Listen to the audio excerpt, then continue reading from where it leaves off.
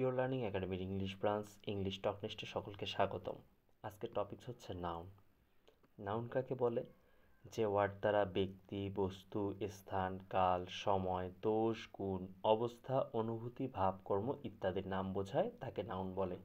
নাউনের যে কোনো সংজ্ঞা লেখার ক্ষেত্রে শুরু হবে যে ওয়ার্ড দ্বারা এবং শেষ হবে ইত্যাদির নাম বোঝায় তারা। ইত্যাদির নাম না বোঝালে এখানে যে দোষ, গুণ, অবস্থা বোঝায়, এই দোষ, গুণ, অবস্থা বোঝায় যদি লিখি তাহলে কিন্তু অ্যাজেক্টিভ হয়ে যাবে।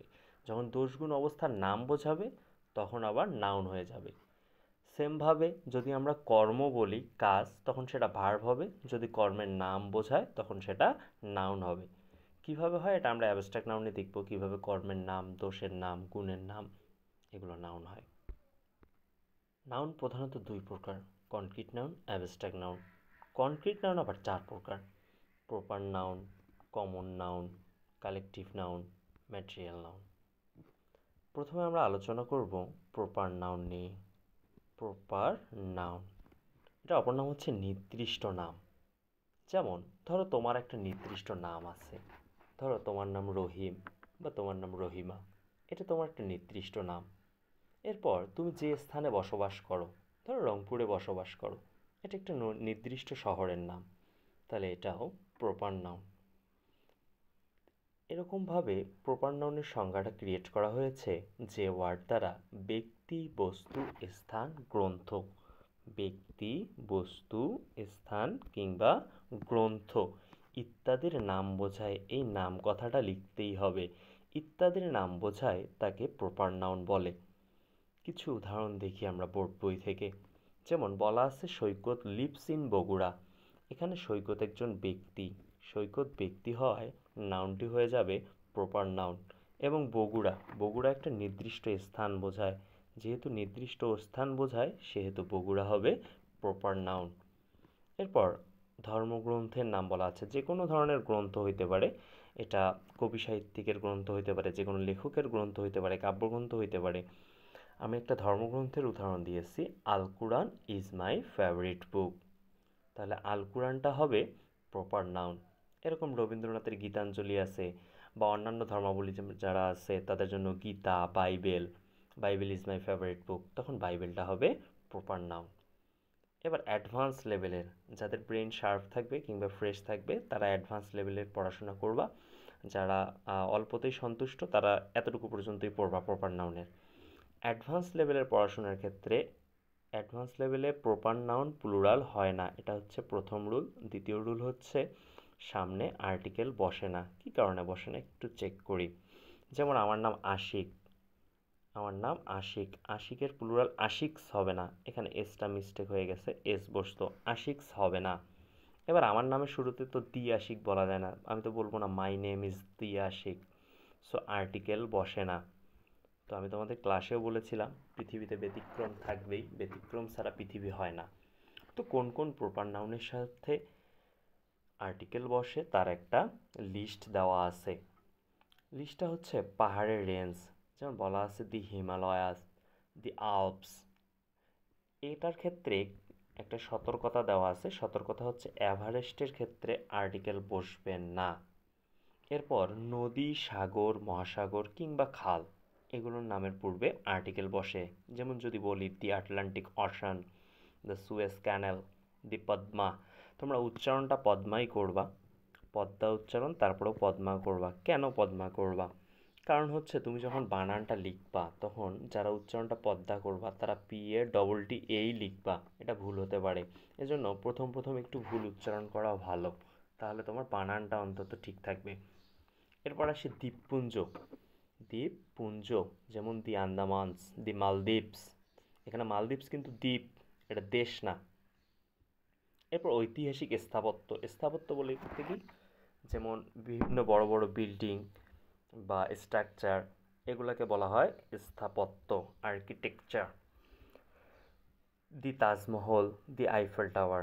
এরপর আছে সংগঠন। সংগঠন হইতে পারে অর্গানাইজেশন, যেটাকে বলি আমরা club. The United Nations, UN বলে থাকি যাতে সংক্ষেপে, দি বিবিসি, দি ওয়ার্ল্ড ব্যাংক। এরপর দেশের নাম যদি প্লুরাল বা ডেসক্রিপটিভ হয়, বর্ণনামূলক বোঝায়, বা দেশের নামটা যদি প্লুরাল হয়, অনেকগুলো দেশ মিলে একটা দেশ হয়, যেমন দি ইউনাইটেড স্টেটস। এরপর সংবাদপত্র অথবা ধর্মগ্রন্থ। সংবাদপত্রের নামের শুরুতে আর্টিকেল বসে, যেমন দি টাইমস। এরপর যদি বলি দি কুরআন।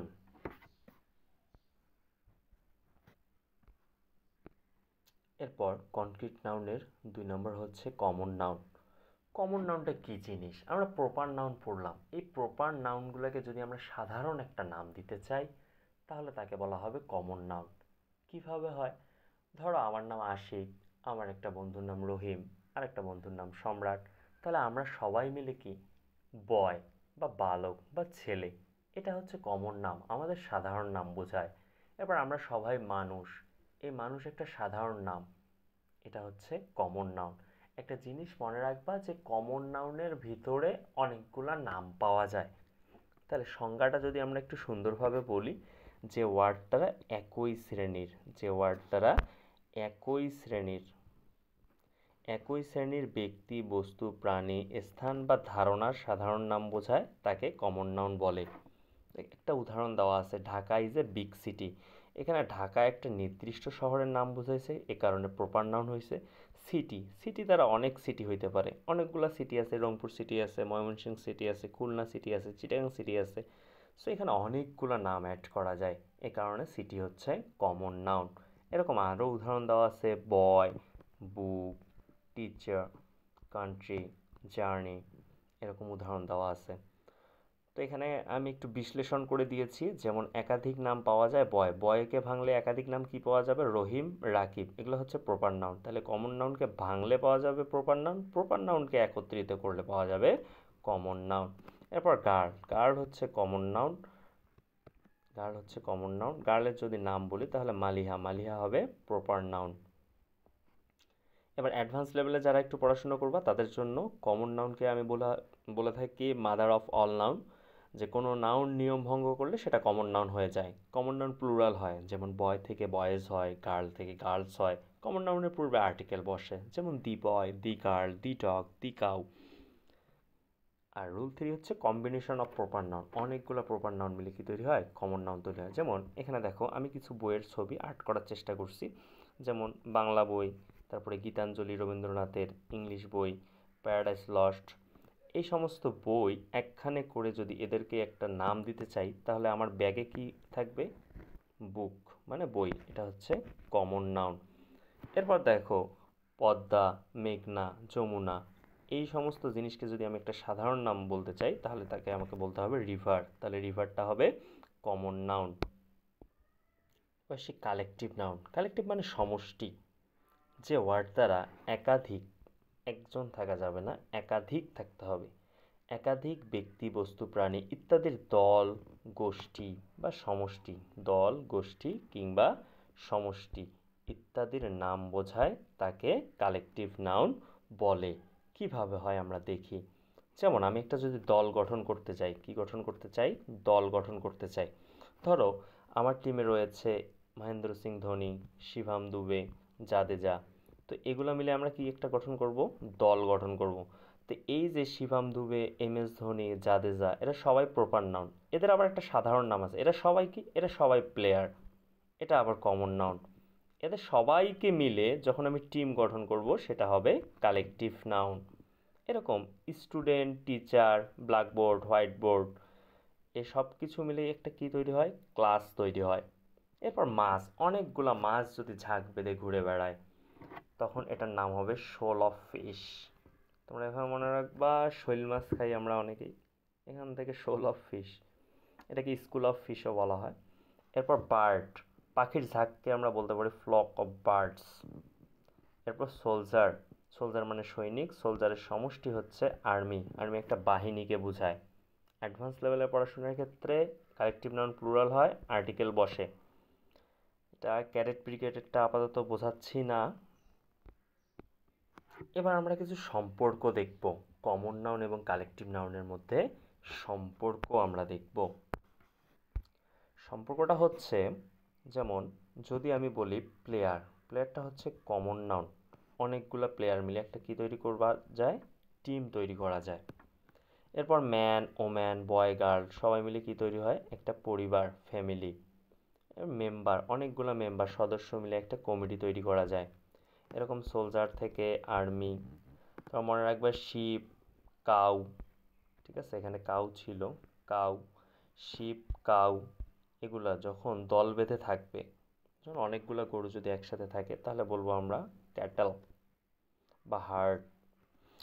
এরপর বার্ড, অনেকগুলো পাখি থাকলে ফ্লক। এরপর এরকম উদাহরণ দেওয়া আছে, উদাহরণগুলো দেখবা। এই শেষের উদাহরণটা তোমাদের জন্য লাগতে পারে।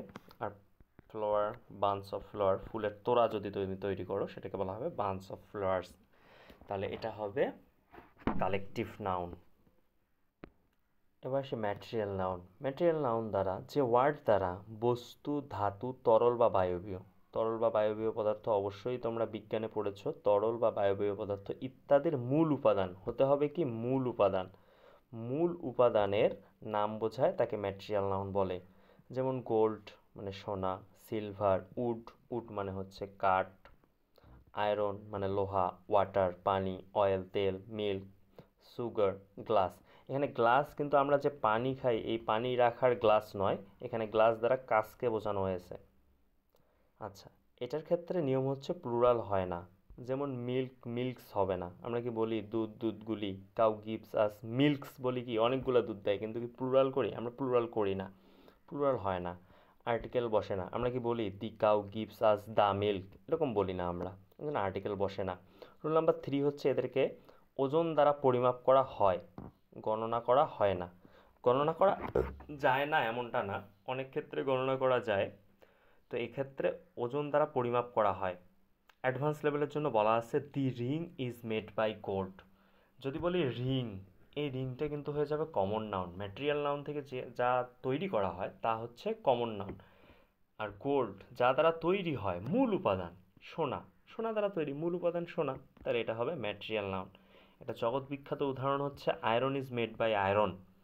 এখানে iron is made by iron দ্বারা বোঝানো হয়েছে এই আয়রন, প্রথম আয়রনটা হচ্ছে যে আমরা আয়রন মেশিন, যদি আমরা কাপড় আয়রন করি, ইস্ত্রি করি যেটা দ্বারা, সেটাকে বোঝানো হয়েছে। তাহলে এই আয়রনটা মূল উপাদান নয়, প্রথম আয়রনটা। দ্বিতীয় আয়রনটা মূল উপাদান, ম্যাটেরিয়াল। প্রথম আয়রনটা হবে কমন নাউন। যেমন যদি বলি glass, glass is made by glass, মানে তোমার যে গ্লাসটাতে তোমরা পানি খাও এই গ্লাসটা কাঁচ দ্বারা তৈরি, এই ইংলিশে অর্থ glass is made by glass. তাহলে প্রথম গ্লাসটা কোন নাউন হবে, দ্বিতীয় গ্লাসটা কোন নাউন হবে, এটা তোমাদের জন্য হোমওয়ার্ক। এবার ম্যাটেরিয়াল থেকে কিছু তৈরি হলে তা কমন নাউন হয়ে যায়, বলে দিয়েছি। ভার্ব সিঙ্গুলার হয়, ভার্ব কি হবে, সিঙ্গুলার হবে, ভার্ব হবে সিঙ্গুলার। যেমন মিল্ক গিভস, সিঙ্গুলার হওয়ার কারণে, থার্ড পারসন সিঙ্গুলার হওয়ার কারণে কি হয়েছে, এস যুক্ত হয়েছে, gives us protein and vitamin. তাহলে মিল্কের পরে ইস বসবে নাকি আর বসবে জানাই দিবা। তোমাদের জন্য কিছু উদাহরণ দেওয়া রয়েছে। উদাহরণগুলো হচ্ছে যে ম্যাটেরিয়াল নাউন মূল উপাদান হয়, ম্যাটেরিয়াল থেকে কিছু তৈরি হলে তা কমন নাউন হয়ে যায়, পুরাতন কথাবার্তা। গোল্ড মানে হচ্ছে সোনা, সোনা থেকে কি তৈরি হতে পারে, রিং তৈরি হতে পারে, নেকলেস তৈরি হতে পারে, ব্যাঙ্গেলস তৈরি হতে পারে। এরপর আয়রন, আয়রন মানে হচ্ছে লোহা, লোহা থেকে কি তৈরি হতে পারে, রড তৈরি হতে পারে। স্পেড মানে হচ্ছে কোদাল, হ্যামার মানে হচ্ছে হাতুড়ি তৈরি হতে পারে। মিল্ক থেকে সুইটস, এরকম উদাহরণ অনেকগুলো দেওয়া আছে, একটু দেখে নিবা তোমরা। অ্যাবস্ট্রাক্ট নাউন, যে ওয়ার্ড দ্বারা ভাব, অবস্থা, দোষ, গুণ, অনুভূতি, কর্ম ইত্যাদির নাম বোঝায় তাকে অ্যাবস্ট্রাক্ট নাউন বলে। অ্যাবস্ট্রাক্ট নাউনের ক্ষেত্রে দুইটা রুল হচ্ছে, প্লুরাল হয় না, আর্টিকেল বসে না। অ্যাবস্ট্রাক্ট নাউন ক্লাসেও লিখাই দিয়েছিলাম, আবারও বলতেছি 7 টাইপস, 7 ধরনের হয়। যেমন ফিলিংস, যে কোনো ধরনের অনুভূতি, যে কোনো ধরনের অনুভূতির নাম কি হবে, অ্যাবস্ট্রাক্ট নাউন। যেমন love, kindness, illness, patriotism, poverty. এখানে একটা সতর্কতা দেওয়া হয়েছে, সতর্কতাটা হচ্ছে যে poor, he is a poor boy, যদি বলি তাহলে পুয়ার মানে হচ্ছে দরিদ্র, এটা হচ্ছে অ্যাজেক্টিভ। কিন্তু দরিদ্রকে যখন আমি নাউনে ট্রান্সফার করব তখন এটা হবে কি, পোভার্টি। যেমন বাংলায় যদি বলি দরিদ্রর সাথে তা প্রত্যয় যুক্ত হয়ে দরিদ্রতা হয়ে যায়, এটা কিন্তু দারিদ্রতা না, দরিদ্র যোগ তা দরিদ্রতা। এরপরে দেওয়া আছে কাইন্ড, কাইন্ডনেস, কাইন্ড হচ্ছে adjective, he is a kind man. কিন্তু কাইন্ডনেস, কাইন্ডনেস হচ্ছে নাউন। এরপর ল্যাঙ্গুয়েজ, যত ধরনের ভাষা আছে সবগুলো অ্যাবস্ট্রাক্ট নাউন। হিব্রু ভাষা, ফ্রেঞ্চ ভাষা, ইংলিশ ভাষা, জার্মান ভাষা, যত ধরনের ভাষা আছে সব কিছুই হচ্ছে অ্যাবস্ট্রাক্ট নাউন। এরপরে সাবজেক্ট বা ডিপার্টমেন্ট, বিভিন্ন স্টুডেন্ট বিভিন্ন বিষয় নিয়ে পড়াশোনা করে। যেমন আমার সাবজেক্ট লেখা আছে FP, food and process engineering. কেউ কম্পিউটার সায়েন্স অ্যান্ড ইঞ্জিনিয়ারিং পড়তে পারে, সিএসই, ট্রিপলি, অনেক নাম আছে, ফার্মাসি। তো এই সব কিছু হচ্ছে অ্যাবস্ট্রাক্ট নাউন। এরপরে হচ্ছে জিরান্ট। এই জিরান্ট সম্পর্কে ক্লাসে তোমাদের বারবার বলছি, প্রত্যেকটা ইউনিটে প্রায় এই জিরান্ট পাওয়া যায়। যেমন লিসেন থেকে হয়েছে লিসেনিং। শোনা হচ্ছে ভার্ব। এখন শোনার কাজকে কি বলা হবে? শ্রবণ। শোনার কাজের নামটা কি হবে? শ্রবণ। তাহলে শ্রবণের ইংলিশ হচ্ছে কি? লিসেনিং। এরপরে যত ধরনের রোগ আছে সব কিছু হচ্ছে অ্যাবস্ট্রাক্ট নাউন। যেমন ফিভার, ফ্লু, নিউমোনিয়া, হেডেক। তোমাদের এখানে বই আছে হেডেক। এরপর স্পোর্টস, যত ধরনের খেলাধুলার নাম আছে, এখানে একটু সতর্ক থাকবা, যত ধরনের খেলাধুলার নাম আছে সবগুলো হচ্ছে অ্যাবস্ট্রাক্ট নাউন। কিন্তু ধরো যে তুমি ক্রিকেট খেলবা, ক্রিকেট খেলার যখন ব্যাট বল বলবে এটা হবে কমন নাউন। এখন ব্যাট বল কী দ্বারা তৈরি হয়? কাঠ দ্বারা তৈরি হয়। কাঠটা আবার মূল উপাদান, এটা হচ্ছে ম্যাটেরিয়াল নাউন। এরপর প্রাকৃতিক ঘটনা, যত ধরনের প্রাকৃতিক ঘটনা, দুর্যোগ আছে, স্টর্ম, ফ্লড, রেইনবো মানে রংধনু, ডিউ, কুয়াশা, আর্থকুইক, ভূমিকম্প, এগুলো সব কিছু হচ্ছে অ্যাবস্ট্রাক্ট নাউন। ধন্যবাদ এতক্ষণ সাথে থাকার জন্য। এরপর আমি একটা হোমওয়ার্কের পিক দিব, ওটা তোমরা দ্রুত করে 5 মিনিটের মধ্যে, মানে ভিডিওটা যেহেতু 16 মিনিট 44 সেকেন্ড, মানে 17 মিনিট হয়েছে, এরপর হোমওয়ার্কটা করার জন্য 5 মিনিট, তার মানে টোটাল 22 মিনিট। তার মানে 10টা 30-এ যদি ভিডিও আপলোড হয়, 10টা 52 থেকে 11টা পর্যন্ত গ্রুপ খোলা থাকবে। তোমরা এই 8 মিনিটের মধ্যে সবাই পিকটা পাঠিয়ে দিবা গ্রুপে, অবশ্যই খাতায় লিখতে হবে।